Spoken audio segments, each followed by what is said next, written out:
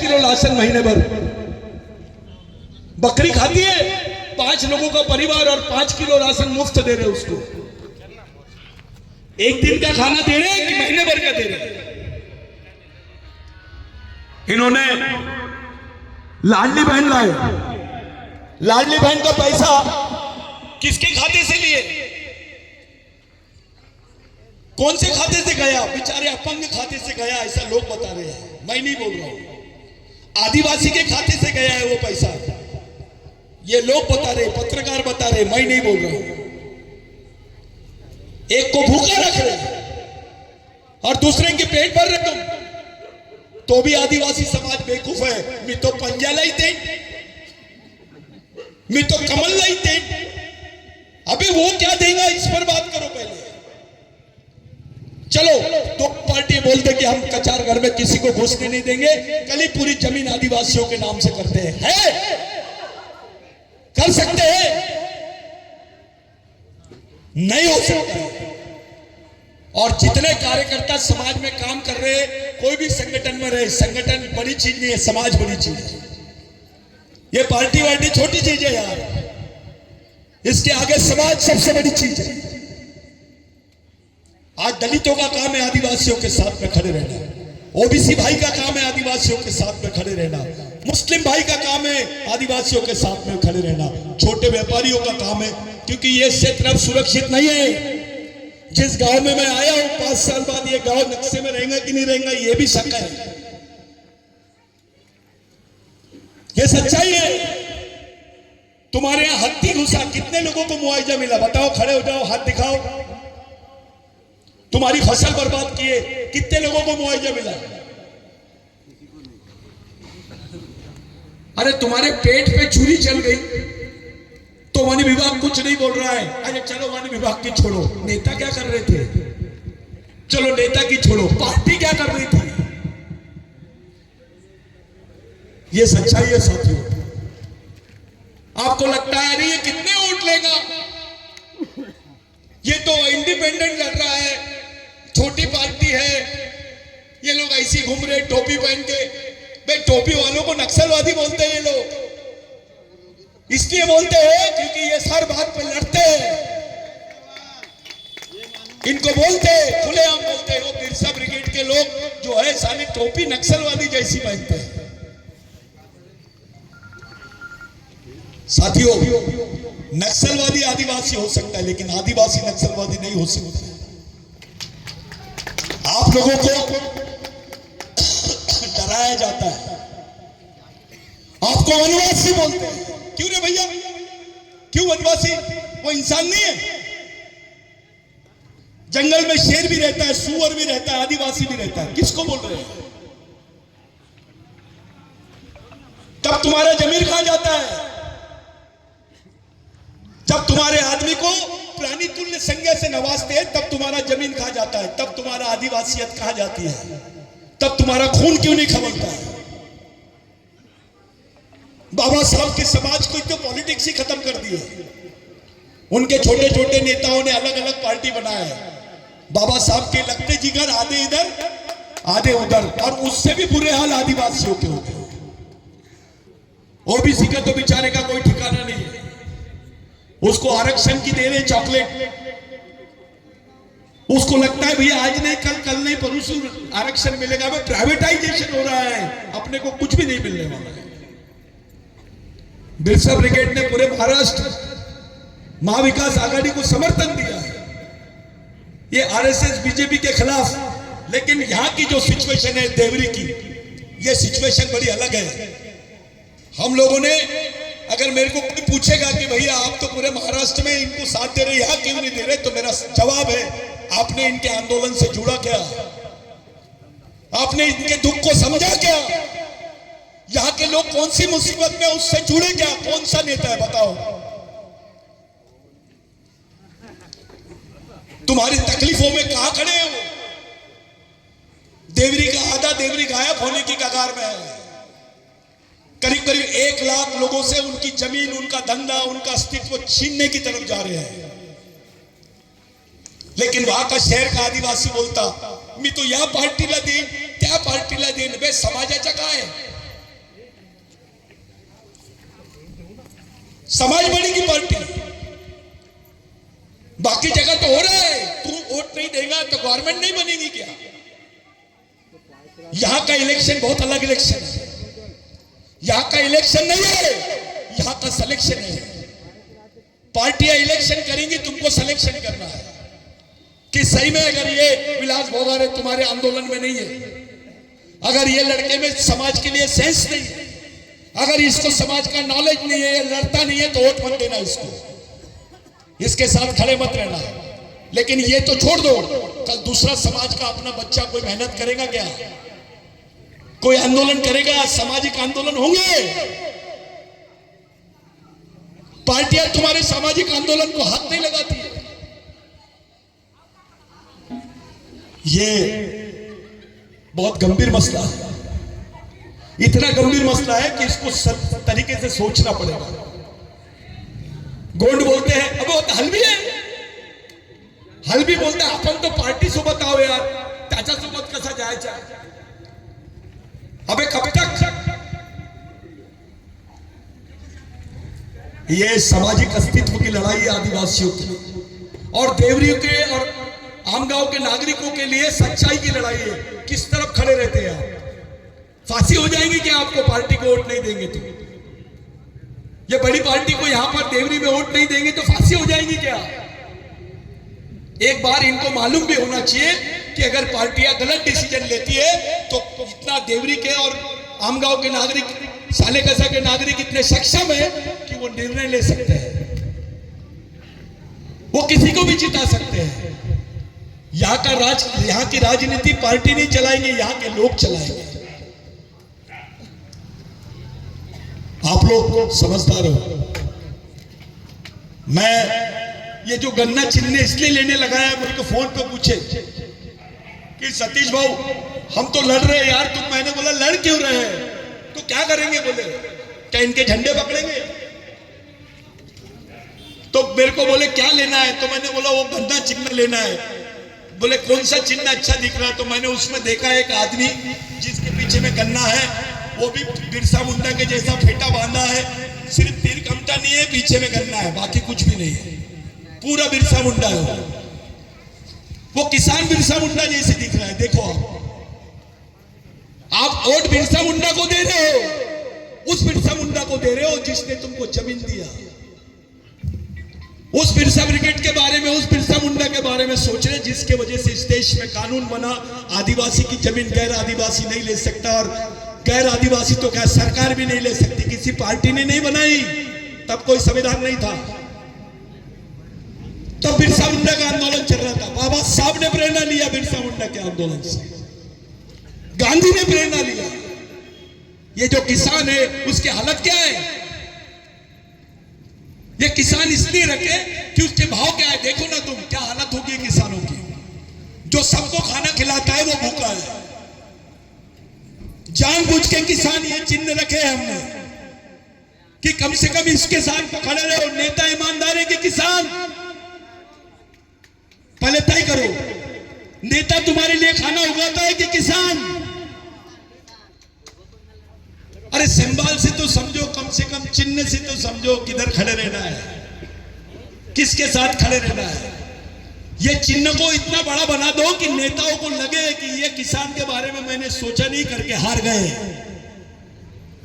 पार्टियों को लगे कि हमारा कमल फीका हो गया, हमारा पंजा फीका हो गया। जानबूझ के इसको रखे। आप ये विलास भोगारे को भूल जाओ, वो किसान को ध्यान में रखो। इस देश को चला रहा कौन है? अंबानी अदानी की किसान, तो उसका तो सम्मान करो। मेरे भाइयों, ये सभा मैं ऐसा मान के चल रहा हूं कि ये सभा से शायद कुछ लोग समझेंगे और कुछ लोग अपने घर में बैठ के सोचेंगे अपन पार्टी को ही देवना यार, अपने काम धंधे निकलते हैं, तुम्हारा काम कर देगा लेकिन तुमको बिगड़ बचाए तुम्हारा कांड भी कर देंगे ये लोग। ये ध्यान में रखो। आप लोग अगर चाहते हो इस माहौल को से बाहर निकलना, तो पूरी ईमानदारी और समझदारी के साथ जब आप वोट देने जाएंगे तब सोचो कि आप किसान के साथ खड़े हो या नेता के साथ। थोड़ा सोचो, ये सिंबल का मतलब क्या है? ये देश का बाप है, देश का मालिक है, ये खाना खिलाने वाला मालिक है। उस सिंबल पे सोचो, उसके सामने सब फीके हैं। अच्छा है किसी भगवान का चिन्ह नहीं है, लेकिन इस भारत का भगवान का नाम है किसान। साथियों, ये जो इलेक्शन चल रहा है, इसमें अंदरूनी बात बता देता हूं। बीजेपी के भी बेचारे जो कार्यकर्ता है वो भी लगे हुए काम से, कांग्रेस के भी कार्यकर्ता काम कर रहे हैं, बीएसपी के भी कार्यकर्ता काम कर रहे हैं, वंचित बहुजन आघाड़ी के भी कार्यकर्ता काम कर रहे हैं, शिवसेना के भी कार्यकर्ता काम कर रहे हैं। मैं वही मीटिंग लेके आया हूं, वही मीटिंग में बैठा था, मैं वही कार्यकर्ताओं के साथ बैठा था। उन्होंने बोले, भाऊ अब की बार आर पार, वो 400 पार नहीं, देवरी में अब की बार आर पार, पार्टी बार, राष्ट्रीय पार्टी बार।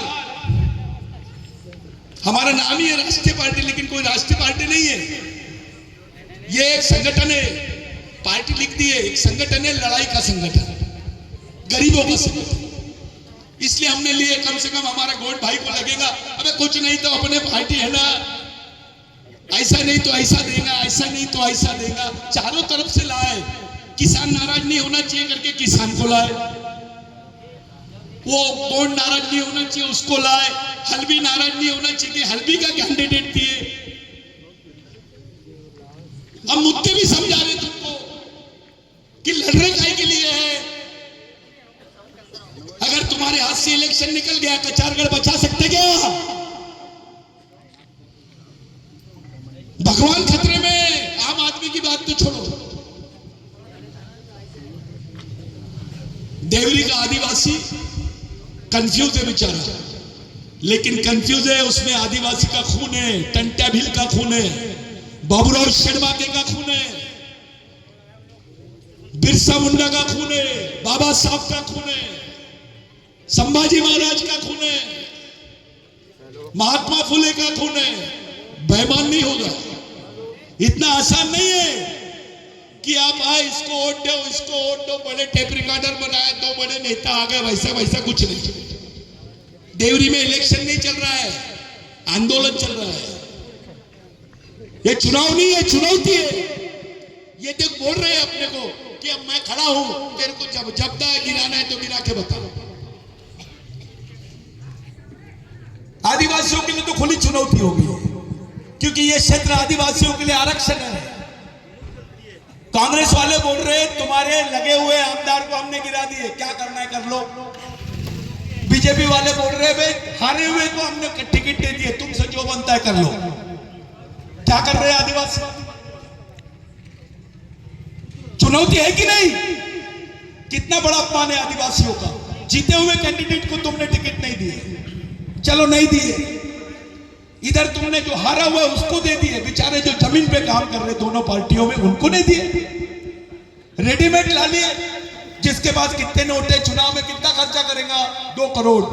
अबे 2 करोड़ है तो ईमानदारी से समाज सेवा करना, इलेक्शन क्यों लड़ता है?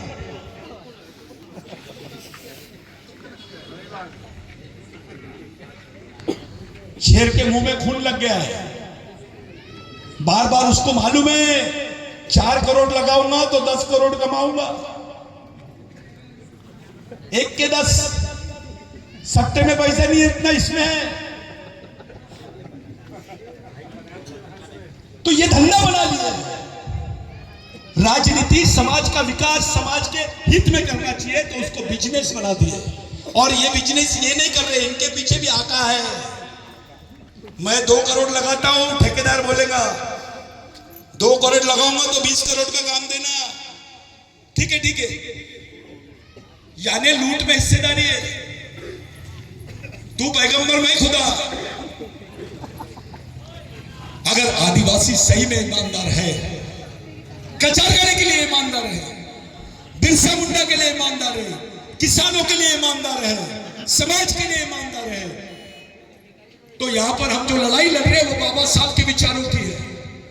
हम जो लड़ाई लड़ रहे महात्मा फुले के विचारों की है, हम जो लड़ाई लड़ रहे वो संभाजी महाराज के विचारों की है। आरटी पार्टी छोड़ दो रे भैया, कुछ तो एक बार तो गलत निर्णय लो। चलो तुम सोचो मत कि तुम्हारा निर्णय सही है, एक बार गलती तो कर दो। और देखो कैसी क्रांति आती है। इसकी हवा गढ़चिरौली तक जाएगी, इसकी हवा छत्तीसगढ़ तक जाएगी, वहां के आदिवासी को राहत मिलेगी। यानी देवरी का जो आदिवासी है, पूरे देश के आदिवासियों की जो नाक है, जो आस्था स्थल है, उसको बचा सकता है। देवरी के आदिवासियों पे जवाबदारी है, चाहे वो हल्बी रहे। मैं थोड़े से आड़े तिरछे लोगों को भी देख रहा हूं, अपने आप को बहुत भारी नेता समझते हैं, समाज समझते नहीं है और अपने आप को नेता समझते हैं। वो कोई भी रहे, मैंने बहुत देखा है, अभी मेरी जिंदगी गई है, मेरे को क्या क्या नहीं बोलते लोग। साला पढ़ा लिखा है लेकिन पागल है, पढ़ा लिखा है नक्सलवादी जैसा दिखता है, दाढ़ी लगता है, क्या क्या नहीं बोलते मेरे भाइयों। सच्चाई यह है कि जो देवरी के आम गांव के साले कसा के आदिवासी है, इनके तरफ पूरे मध्य भारत के आदिवासियों की नजर है कि कचारगढ़ बचेगा या नहीं। ये बोल रही है, ये इलेक्शन नहीं है, ये चुनौती है आदिवासियों के लिए।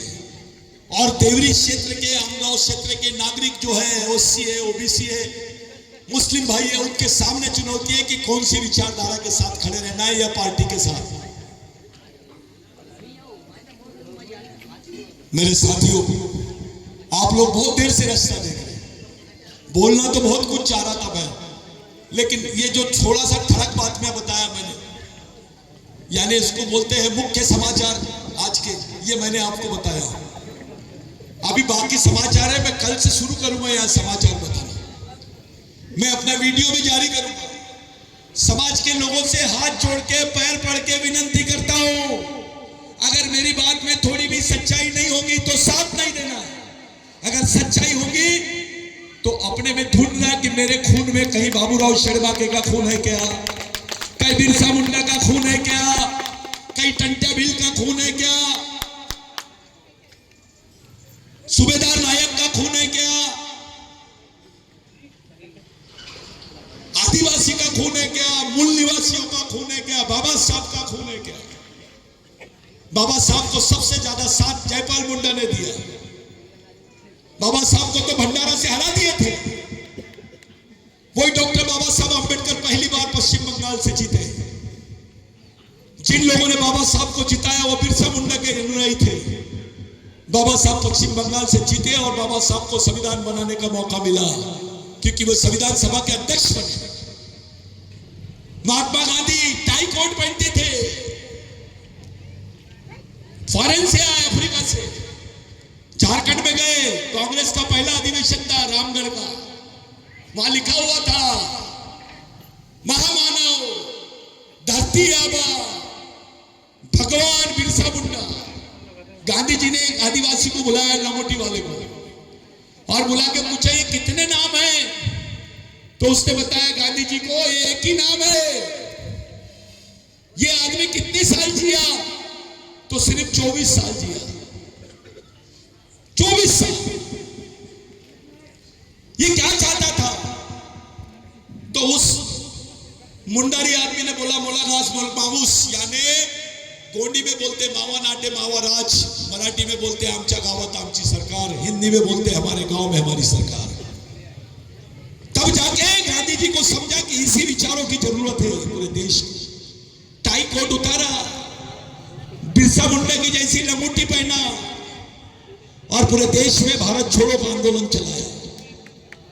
तो बिरसा मुंडा से इस देश के दो बड़े नेता प्रेरणा लेते हैं। अब ये जो बिरसा मुंडा दिख रहा है, इसको बिरसा मुंडा समझो ना।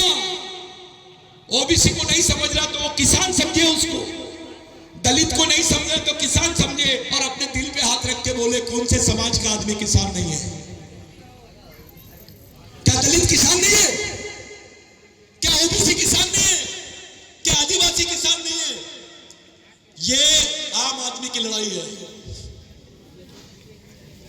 साथियों, करीब 44 संगठनों से मैंने बात किया देवरी आम गांव के, और उसमें ओबीसी थे, एससी थे, मुस्लिम थे, जैन समाज के भी थे, कुछ मारवाड़ी भी थे,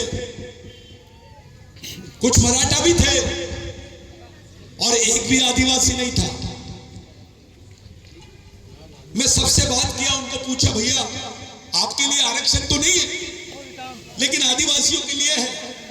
आप आमदार नहीं बना सकते, लेकिन आमदार बन नहीं सकते, लेकिन बना तो सकते हैं। क्या आप इन लोगों के साथ में खड़े हो?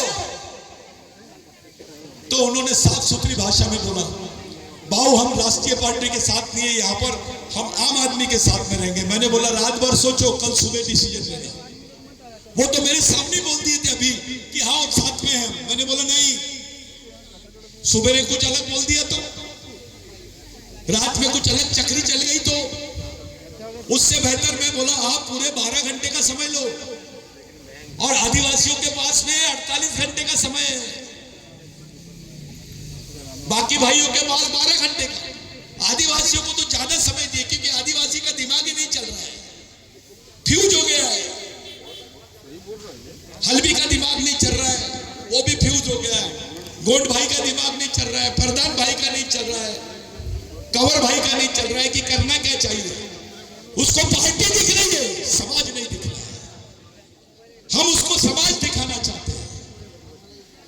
दलित भाइयों का आरक्षण इसलिए क्योंकि समाज है, ओबीसी भाइयों का अस्तित्व इसलिए क्योंकि समाज है, ब्राह्मण भाइयों का भी अस्तित्व इसलिए क्योंकि समाज है। आरएसएस का कार्यकर्ता भी खुश नहीं है, मैं उससे भी मिला हूं, वो भी बोला मेरे को किसको लाके पटक दिए यार हमारे यहाँ पे। कांग्रेस वाले बोल रहे हमको तो मालूम ही नहीं था इसको टिकट दे रहे करके। ये सोचने वाली बात है। आप लोग इस इलेक्शन को गंभीरता से लेंगे। मैं ये नहीं बोल रहा आपको वोट दो, पहले सोच लो, समझ लो, फिर वोट देना। और वोट देना नहीं, अपने आजू बाजू के लोगों को बताना, अपने भाइयों को फोन करके बताना, भाई ये काम करना है, क्या चल रहा है। वो ऐड आती ना, फॉर्म चल रहा है तो क्या चल रहा है, गन्ना किसानी चल रहा है, ये मालूम होना चाहिए। ऐसा माहौल आपको बनाना है। आप तमाम भाइयों से मेरी विनती है कि सभी समाज के भाई एक जगह आकर निष्पक्ष रूप से सामाजिकता और मानवता के लिए, आदमी के जुझारूपन के लिए हमको एक में से सामाजिक समर्थन करना है, हमको सामाजिक गठबंधन पे काम करना है।